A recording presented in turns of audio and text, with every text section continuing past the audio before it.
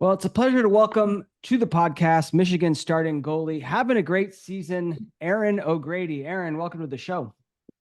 Hi, thanks so much for having me. Yeah, absolutely. Well, I'm so glad we're able to do this mid-season. As I said before we hit record, you're having a phenomenal season. Congratulations. I'd like to hear the story of the first time you jumped into goal. Do you remember that? I don't think I remember the exact first time I hopped into goal, but I knew it was pretty early on when I started playing. I started playing lacrosse in kindergarten, first grade when you start to learn all the basics, but probably hopped in goal for the first time maybe around second grade. The funny story around that is that I didn't like to run, so I volunteered to hop in goal. Um, but another piece of that is I played baseball when I was a kid. I refused to let my parents sign me up for softball, and I was a catcher in baseball. So I Mm. just have always really liked seeing that perspective of the field. So I think that's a big piece of why I hopped into goal. Yeah, I got to be honest. There's only a couple reasons I think people become goalies, and not liking the running is like a huge factor. It's a huge Yeah. factor. Because we still do the running as a goalie, but like, there's drills Mhm. where like the attack or middies are running all the way during the drill, and you as a goalie are just staying there making the saves. Oh yeah. Yeah. Oh yeah. So you grew up Long Island, right? Mhm. Sort of a hotbed of lacrosse. In second grade, you're like, all right, I'm going to be goalie. How do you have success right away? I guess since you're with your baseball background, at least you're used to projectiles coming at you and kind of moving Mhm. towards it, as opposed to like moving away from it, right? But how do you go about learning how to make saves? I had some great coaches growing up, just that taught me the basics. I think the biggest part is when I was little, I wasn't um super invested in lacrosse just yet. Like I said, I played a bunch of other Mm. sports. So I really focused on just learning the basics from my coaches that from the early days tended to be some of my friends' dads that would learn some drills and bring it to practice to show me. Um, yeah, I think I found a little bit of success early on, but again, like I was mainly focused on the fun piece and playing as many sports as possible. Yeah, that's a huge that's a very important thing, right? Especially as a youth to play as many Mhm. sports as possible. I encourage goalies all the time who ask me like, well, how do I be more athletic as a goalie, Mhm. right? And really the answer is play other sports. For Wouldn't you sure. agree? I mean, what else did you play, and how do you think that those other sports sort of like helped you ultimately in lacrosse? Mhm. I played baseball, like I said, growing up. I stopped around like fifth or sixth grade with that. I played basketball, and volleyball, but I would just do a lot of other things just for fun. Hmm. Growing up, we would play on the street, my brother and all the neighbors and stuff. And yeah, so I would do anything I could. I loved just being outside and playing as many sports, but basketball and volleyball were probably the main two that I played besides lacrosse. Yeah. Basketball, a Hmm. lot of the footwork, I think, translates very Hmm. well into lacrosse goalie, and especially even defense. If we're doing another podcast about lacrosse women's defense, it's very similar to basketball, in my It opinion. is. Yeah. Hmm. And then what was it? Oh, volleyball. Yeah. And I think just that like jumping and explosiveness is incredibly helpful in that motion we need to make as lacrosse goalies, right? Yeah, that's huge Yeah. for goalies. So that was just another piece that I did mainly for fun. Yeah. I just really like the sport, but yeah, a lot of those skills really translate well into lacrosse. Yeah. What would you say is your favorite part about being the goalie? There's a lot of things. Like I said, I love the vision of the field. I love having a different perspective from other people. Um, I honestly love the pressure. I Mm. I like being that last line of defense and yeah, being right in the middle of all of those high pressure situations is where I really love it. Interesting. What would you say to a young goalie who maybe is not liking the pressure at the moment, or said another way, feels a lot of anxiety because all that pressure is on her? Um, Something that I'm still trying to learn that my coaches tell me too is that they have to get through 11 other people to get to you. So goals that go in are not 100% your fault. And that's why it's the team sport because there are so many other pieces on the field that are important that you can't win or lose a single lacrosse game based off of one person on the field. Yeah. Yeah, I like that. It is a team game at the end of the day. There's a lot of pressure, a Mhm. lot of spotlight on the goalie. I think the goalie can have so much influence on the game. And I do like the attitude of like, they got to get it by me. Like I'm going to own it. Mhm. But at the end of the day, it is a team game. And I mean, I'm sure you've had games where you've made, I don't know, two, three saves and maybe you guys won, right? Mhm. Yeah. For sure. And then some games you have 15 saves and you win and like you're the star. So I think it kind of goes both ways. Yeah, Yeah. exactly. So Um, yeah, that's why sorry, go ahead. no, no, go ahead. No, it's I was just gonna say that's why like I really value like the attack on our team because there are games that we don't defensively might not have our best day, or me personally, I don't have my best day. So I think just valuing all pieces of the field and both ends and just working together to make each other better, I think is super important. Yeah. Yeah, I remember a very specific game that just came to mind when you said that, where I think we won like, I'm going to say 25-22. And it was just Wow. like there was a goal like every single Mhm. possession, and I wasn't making any saves, but luckily that offense can bail you out. So For sure. um, there you go. What about, when you're now growing up and you start to get serious about lacrosse, or I guess like at what age did you really start to get serious about lacrosse, and what did that look like for you? I started to get serious about lacrosse in sixth grade, and for me, that was joining a summer club team. Hmm. I really wanted to continue playing lacrosse over the summer, and it looked like every girl in my area was either on a team already or joining one at that time. So yeah, I joined. My first club that I was on was Top Guns on Long Island, so I joined that. I had an amazing experience with them. I made some really, really great friends and had a few great summers there. So yeah, joining that club team would turn into a year-round commitment that just helped me grow as an athlete, but also just continue enjoying it. Yeah, what went into that process to select a club? Um, Honestly, my parents weren't like lacrosse people at that time. We just heard Hmm. from like our town that Hopkins was a great club and we should try out for it. And I made a Yeah. team and I just went for it. We didn't know a ton about the different clubs at that point. We obviously learned as the years went on, but at that Yeah. point, it was pretty close to my house. It had a good reputation, and we decided that that would be the best fit for me at that time. Got it. Got it. You mentioned, I think you just mentioned that your parents weren't big lacrosse. Maybe they didn't play lacrosse, right? Mhm. How did they go about then supporting a daughter who's now getting really serious about lacrosse? I think a lot of parents want to know the answer to that one. Um, I'm sure it wasn't easy for them to be schlepping my brother and I all over the place. He played sports as well. He was not a Hmm. lacrosse player, he was a baseball player. But yeah, I'm sure it wasn't easy for them to be going here, there, and everywhere with us, but they wanted to help us accomplish our dreams and just do anything in their power to make it possible for us to continue playing sports and just invest in any activity that we really like. So I have um, so much appreciation and love for them for all that they did growing up, but and continue to do now. But yeah, they just whatever we were interested in, they really dove in headfirst and supported us. Yeah. What about on the mental Hmm. side? I mean, I imagine, lacrosse goalie can have its ups and downs. Did you ever get Hmm. back into that car and be like, Mom, that's it. I want to quit?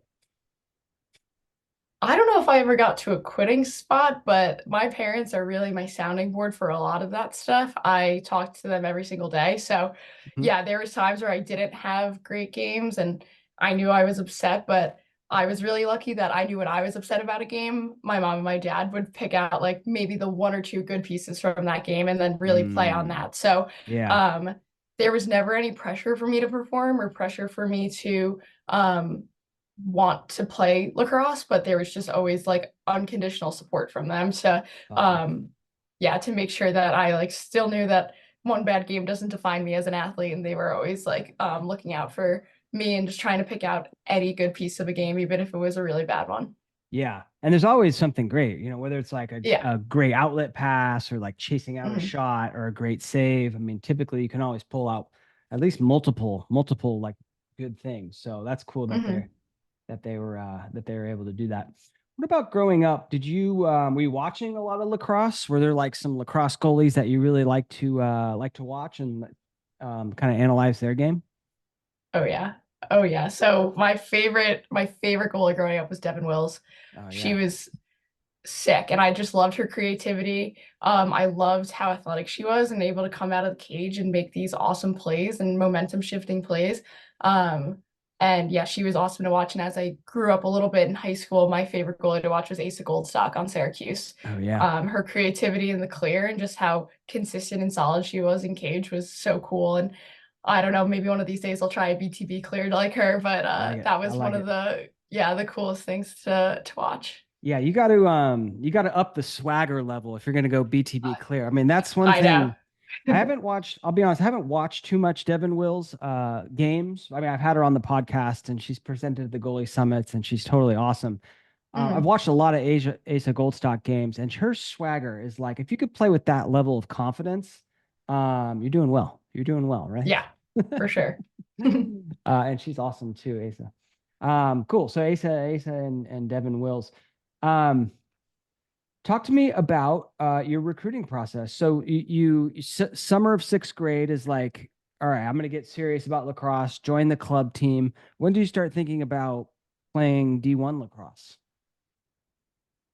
Um, Probably when I got into middle school, when I was in eighth grade, I was able to play for the high school team. So I started to recognize like, oh, maybe I'm actually pretty good at this thing. And I was had a lot of idols growing up of girls that I really love to watch. And I think for me, if I want to do something, I want to do it to the best of my ability. So for that, that was going D1. So um, I was just that was my goal from day one. My parents, we had this thing was eyes on the prize all the time. So whether that meant going to a tournament or a recruiting camp or a training camp, and I had to miss like hangouts or friends' birthday parties or anything, there was always the eyes on the prize. So yeah, when I was in eighth grade, I got moved up, and then my ninth grade year, I went to St. Anthony's, which is just full of lacrosse talent, and I was able to really grow Mhm. there. Um, but yeah, the recruiting process, I think our year was probably the first year that the September 1st rule was fully in effect. Okay. So I did have I had a bunch of phone calls on September 1st, and um, I had a bunch of visits throughout the whole fall, but some things fell through, some things I wasn't super excited about. So I think it was November, pretty late into the game. I just sent out a bunch more emails to schools that I was interested in that I hadn't heard back yet. Michigan was on that list. So I visited Michigan in December of my junior year. So again, pretty late. Okay. Yeah. Yeah. Um, and just fell in love with the campus immediately. But I think the biggest piece for me throughout the whole recruiting process was I didn't jump at anything, and I looked at every single option that I had. I looked at Division One, Two, and Three. I looked anywhere in the country. I just wanted to really find the best fit for me and what was going to fit my academic goals primarily, while Hmm. also like allowing me to continue playing lacrosse. Love it. Yeah, I love Mhm. that. I love that lesson of eyes on the prize. Because it's Mhm. so easy to say to yourself that I want to be a Division 1 athlete. I want to be a Division 1 goalie. And then all of a sudden, like friends' birthday parties on Saturday, and you're like, man, I Mhm. really want to go to that. Right. So Mhm. you really, if you really want to be a Division 1 athlete, there are certain sacrifices that you're going to have to make. And you Mhm. got to be okay with that, right? 100%. Yeah. Yeah. Yeah. I would have get a little bit, a lot of my friends in high school didn't want to play in college. So I remember just like leaving a really good friend of mine, sweet 16, around like maybe 11. And because I Yeah. had to wake up at 5 the next morning to Mhm. go drive to Pennsylvania for a camp. And they were like, they understood, but it was like, oh, you got to leave already kind of thing. So like it Right. just, there were sacrifices that needed to be made in order to like achieve my goals. Love it. Love it. Mhm. So you get to Michigan. I guess first of all, how would you describe your style of goalie play? Ooh, it has evolved over the years. I think Yeah. in high school, um, I was a super active goalie. I would come out a lot. Um, I would run the ball up 30 yards before I made a clear kind of thing. So I was super active in high school. And I think when you get to college, you know immediately that the speed of the game has changed. So I reeled that in a little bit and just really focused on making the saves in the cage. So I play a pretty low to the goal line. I'm not on a high Yeah. arc and Right. I step at like the 45 angles. Um, and yeah, trying to integrate more of that active goalie back into my game this year. As I've gotten like more acclimated to the speed of the game, that's definitely come back. Love it. And what about Mhm. your stance? Did you always stand? I have a picture I'm gonna share in a second, but I see a lot of Ariel Wiseman in that Oh yeah. stance. Did you kind of learn that stance from her? Or did you have that sort of, I'll share the picture because it's very unique. You know, the hands are like Mhm. pretty low and kind of off to the Mhm. side. There we go. Can you see that picture? Yep. Yeah, cool.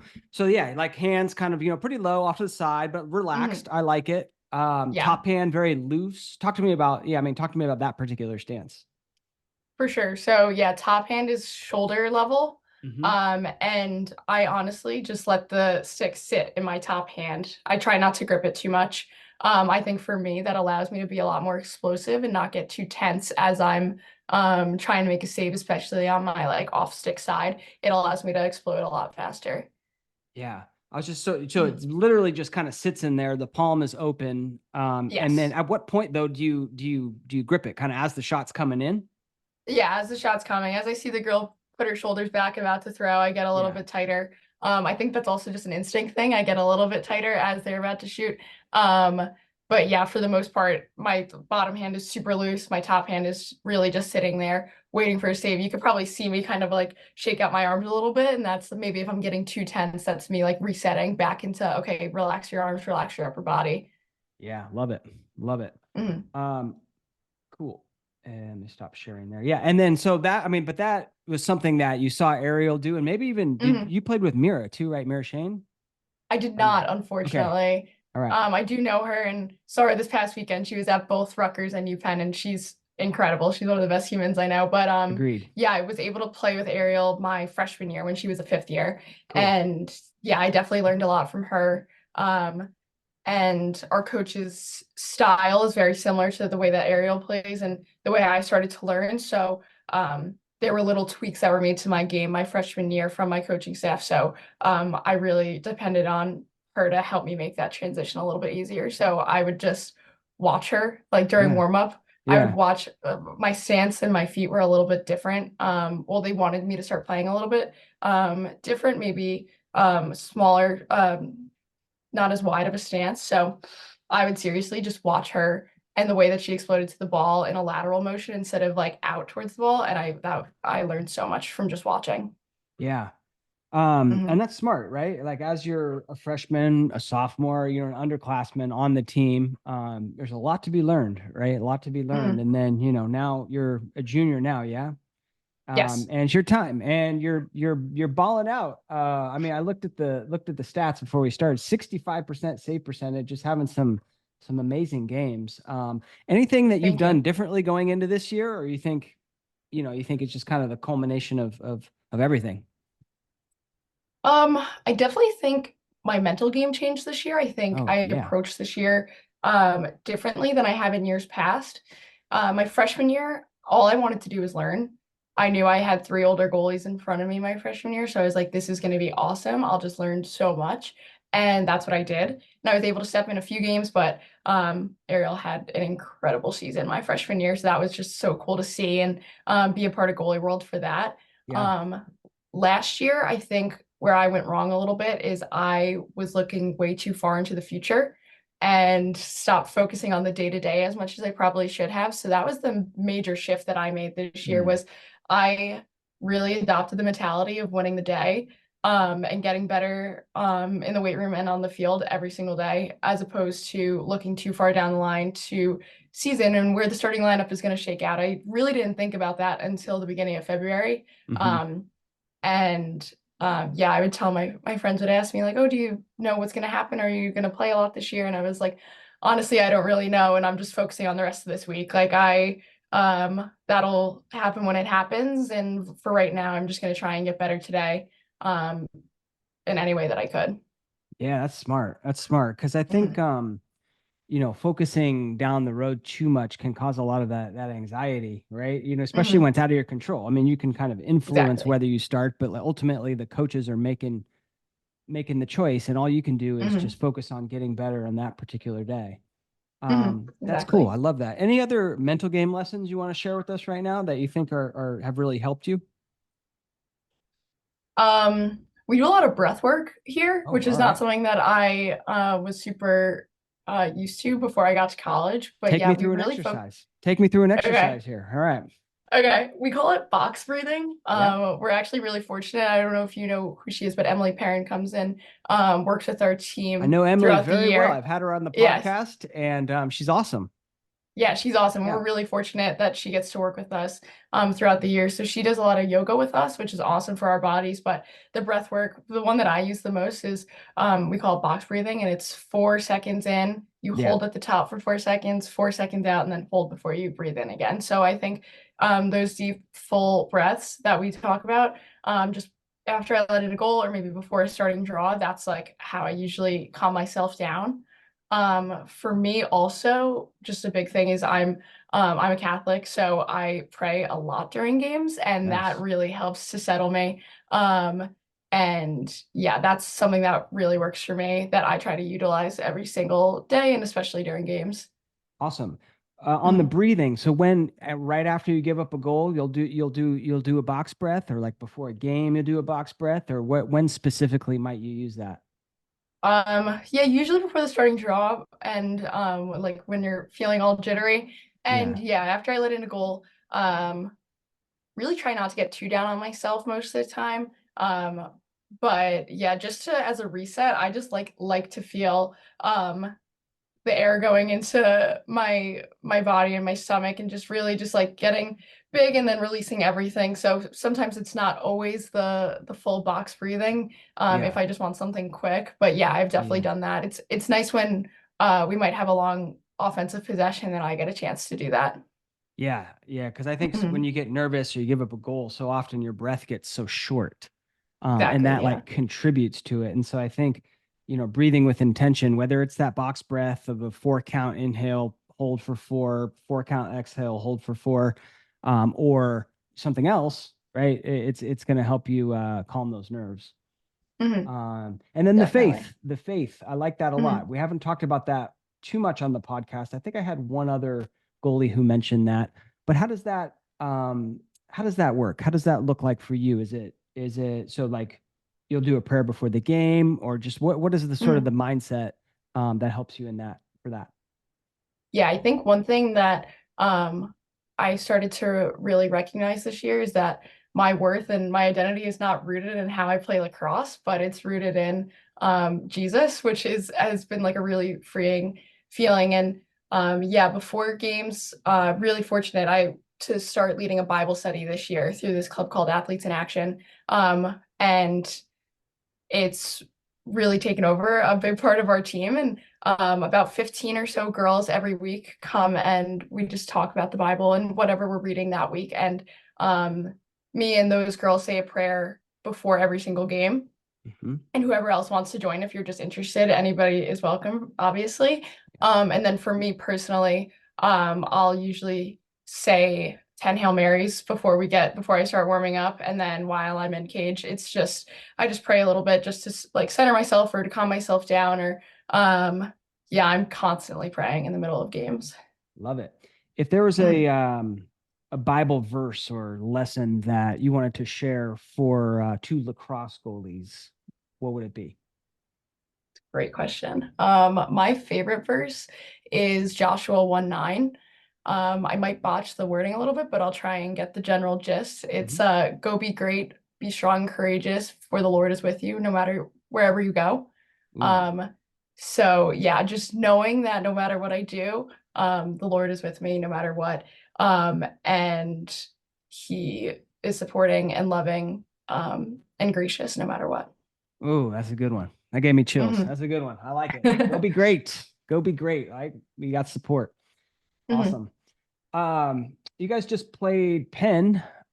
Great game. Great game. A low scoring game. Seven to Yeah. four, right? 7-5. 6-5. Six Six five. five. Six Yeah. five. Unbelievable.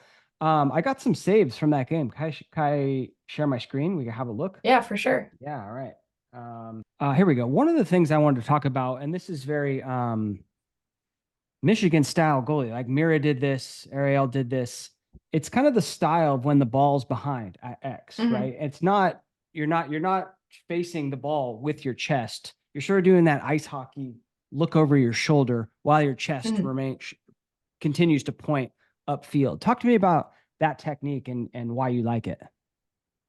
Yeah, I started doing this when I got to college, and I really like it because um, girls can't score at X. And so when I face forward and just turn my head, I'm able to track a feed a lot better and be in the right positioning in cage once they feed the ball in. Like it. At what point? Mhm. I think this might is this the one where they dodge from X? No, it's not. But at what point, like say this girl at X has the ball, right? Mhm. Let me you're not in the let me see where you're kind of looking over your shoulder. Uh right here, right? Let's just say the girl has the ball from X and she sort of drives around. At what do you just Mhm. stay in that position or like at what point what do you do to defend that sort of shot? Yeah, for sure. So I just read the attacker's body language. Um, yeah, in my opinion, I think it's pretty easy to tell when they're looking to feed and their body's upright and when their shoulders down and they're driving a cage. Yeah. Um, so usually once I know that they're driving, I'll turn quicker, but like the real tell is um I should be on my pipe square to her by the time she's on GLE. Got it. So once she tries to Mm. once she hits GLE, you're gonna sort of go to that pipe and sort of square up. Yes, I want to meet her at GLE. I don't want to start moving when she's already there, but I want to meet her when she gets there. Yeah. Oh, this is the one. This is the one. So this is the exact same thing that we're talking about. It ends up being a goal, but this is so here she's driving. Can you see her? She's sort of driving Yes. behind, Hmm. and then right when she gets to GLE, you square up, right? Yes. Okay. And See, then yeah, and for there, I would probably get my hands within the cage, the frame of the cage a little bit better, and they drop a little bit. So yeah, to prevent that, that goal got taken away. It was a push into the crease, and they I gave them the ball at the hanging hash, which is a little odd. But yeah, I would just try and keep my hands higher there and just be able to explode instead of coming from here to here up. yeah, got it, got Mhm. it. And then of course every goalie's reaction to when there's a close play, and she was in the crease. She was in the crease. Mhm. Of course. But yeah, kind of going back to that save, yeah, sort of like keeping not getting so far outside of the frame of the goal, Mhm. Yeah. is a good kind of takeaway. But yeah, all right, cool. Let me see here. Here we got low save.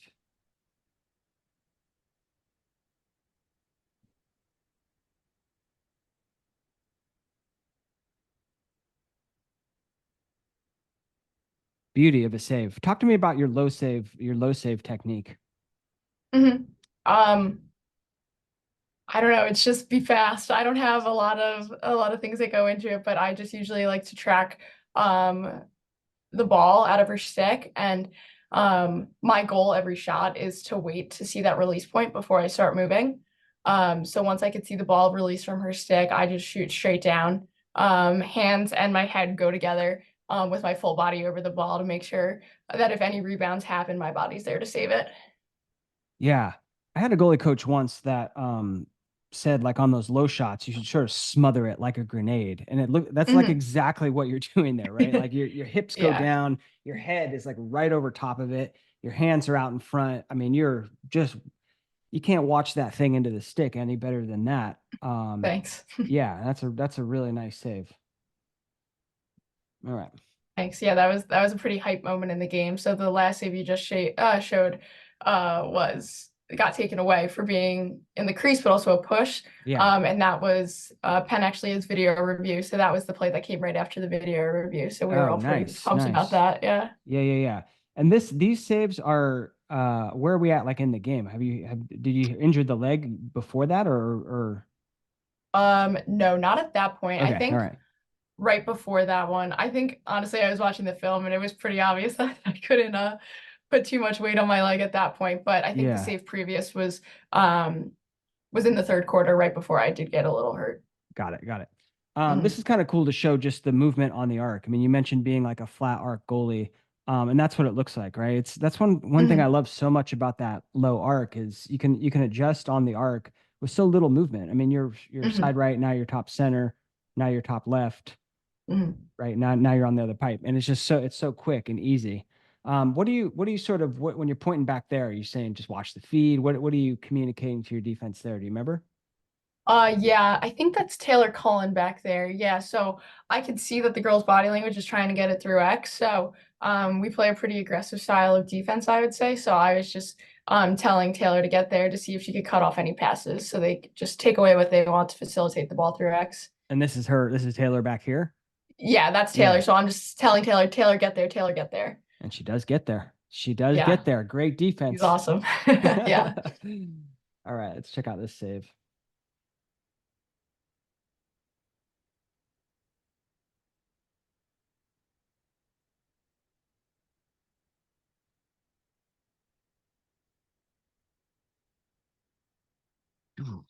I like how there's so much chaos in front of you, and then it's like the seas Hmm. part, and then boom, there's the save. Yeah. That's cool. Talk to me about this save. You Thanks. remember this one? Honestly, not I don't completely remember it. Uh, but they were, oh yeah, this one I was injured. This is the Yeah, end of the third quarter. yeah. So yeah, I do remember this one. So, um, their main target was driving on Maddie Burns all day. So give her a shout out. I think she took 101 beepins that day. So I knew what she wanted. I knew she wanted to get to the middle of the field, get her hands free and let a shot go. She took pretty early shots. So like you were saying, there was a lot of chaos in front of the cage, but I was expecting a shot to come early right out after her dodge. So just staying steady, and we call it finding the side. So just blurring out any of the distractions in front of you and just focusing on that stick that's behind her ear. And trying to yeah, just explode, like I said, when the ball releases from her stick, and not really trying to worry about any screens or anything that's going on in front of me. Finding the side. Yeah, that's what we call it. Like, I don't know, just little things that work for us, but that's what my coach Anna calls it is find the sides, just find the side of her head where the ball is, um, and just find like yeah, just finding the yellow, and reacting to that, getting released from her stick. Got it. Got it. So just sort of picking up that release window of where she might shoot. Yeah, and also Yeah. just not watching her whole body, but mainly just focusing on her shoulders and where her stick is. Yeah, like it. Mhm. Cool. All right.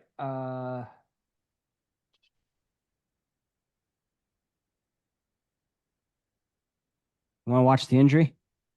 Sure. It's a goal given up too. I Um, know. yeah. I was like double whammy Yeah, there. right. Yeah.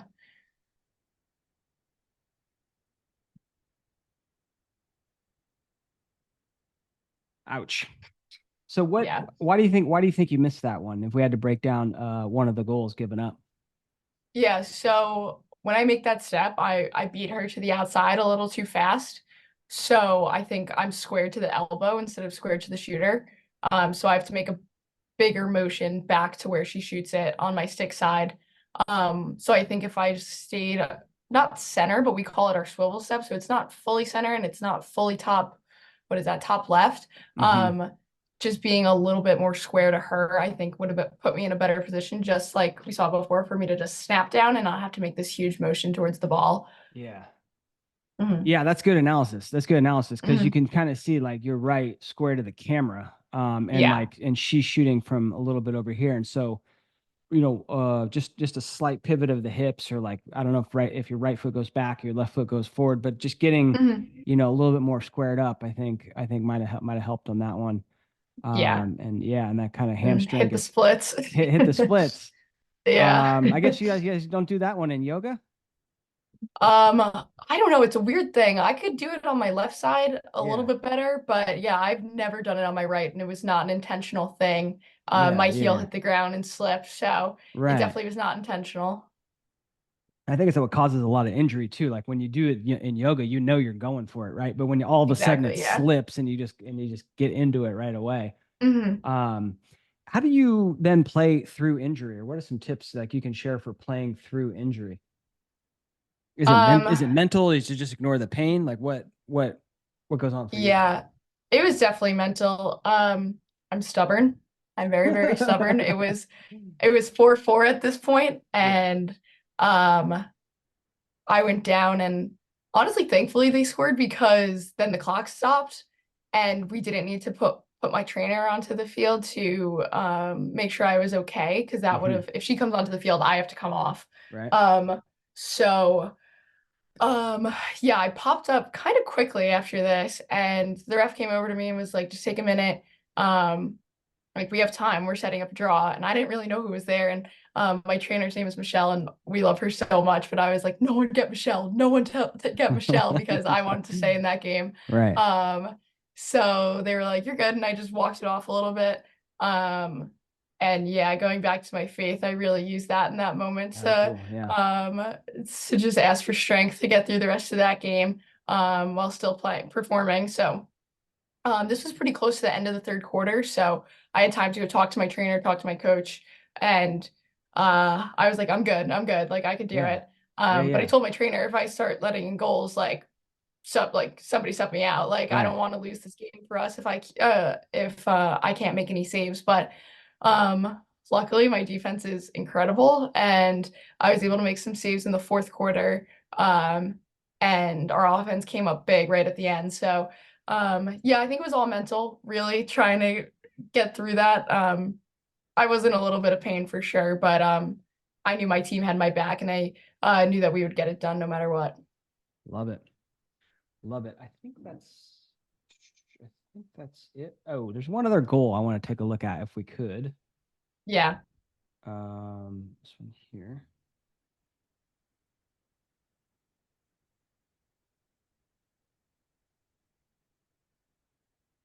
5-hole goal again, and you had a beautiful save before. And this Yeah. one sort of same technique. I mean, you're right there, but what would you do you remember this one? Would you do anything different?